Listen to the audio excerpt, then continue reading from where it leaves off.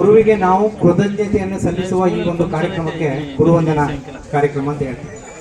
ಅಂದಾಗೆ ತ್ರಿಲೋಕ ಮೂರ್ತಿಗಳಾದ ಗುರು ಬ್ರಹ್ಮ ಮತ್ತು ವಿಷ್ಣು, ಗುರು ಬ್ರಹ್ಮ, ಗುರು ವಿಷ್ಣು, ಗುರುದೇವ ಮಹೇಶ್ವರ, ಗುರು ಸಾಕ್ಷಾತ್ ಪರಬ್ರಹ್ಮ, ತಸ್ಮೈ ಶ್ರೀ ಗುರುವೇ ನಮಃ.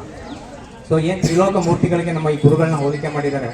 ನಾವು ಏನೇ ಕೃತಜ್ಞತೆ ಮತ್ತು ವಂದನೆಯನ್ನು ಸಲ್ಲಿಸಿದ್ರು ಅದು ತೀರ ಕಡಿಮೆ.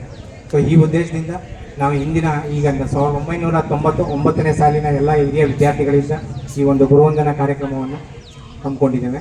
ಸೊ ಹಮ್ಮಿಕೊಂಡಿರೋ ಉದ್ದೇಶ, ನಾವು ಈ ಶಾಲಾ ಆವರಣದಲ್ಲೇ ಈ ಒಂದು ಗುರುವಂದನಾ ಕಾರ್ಯಕ್ರಮವನ್ನು ಮಾಡಬೇಕು ಅಂತ ನಾವು ಎಲ್ಲರೂ ಸಹ ಒಂದು 9 ದಿನದಿಂದ ಹುಟ್ಟಿ ಈ ಕಾರ್ಯಕ್ರಮವನ್ನು ಆಯೋಜನೆ ಮಾಡಿದ್ದೇವೆ. ಸೊ ನಮ್ಮಲ್ಲಿ ಏನು ಉದ್ದೇಶ ಅಂದರೆ, ಈಗಿರೋ ಮಕ್ಕಳಿಗೂ ಒಂದು ಜೀವನದ ಒಂದು ಗುರಿ ಮತ್ತು ಒಂದು ಉದ್ದೇಶ ಏನಿರುತ್ತೋ ಈಡೇರಲಿ.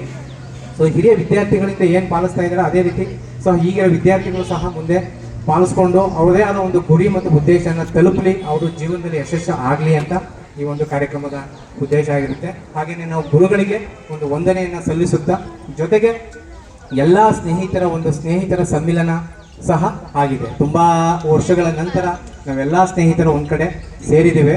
ಅದಕ್ಕೆ ಕಾರಣ ಈ ಗುರುವಂದನಾ ಕಾರ್ಯಕ್ರಮ. ಅಂದಾಗೆ ಸೊ ಒಂದು ಕಾರ್ಯಕ್ರಮ ಅಂದರೆ ಅದಕ್ಕೊಂದು ಪ್ರಾರ್ಥನೆ ಇರುತ್ತೆ. ಸೊ ಪ್ರಾರ್ಥನೆ ಮುಖಾಂತರ ನಾವು ಕಾರ್ಯಕ್ರಮಕ್ಕೆ ಚಾಲನೆ ಕೊಡೋಣ. ಹೇಮಾ ಮತ್ತು ಪ್ರತೀಕ್ಷಾ 9th ಸ್ಟ್ಯಾಂಡರ್ಡ್ ಇಬ್ಬರು ಸಹ ಪ್ರಾರ್ಥನೆ ಮಾಡಬೇಕಾಗಿ ವಿನಂತಿ.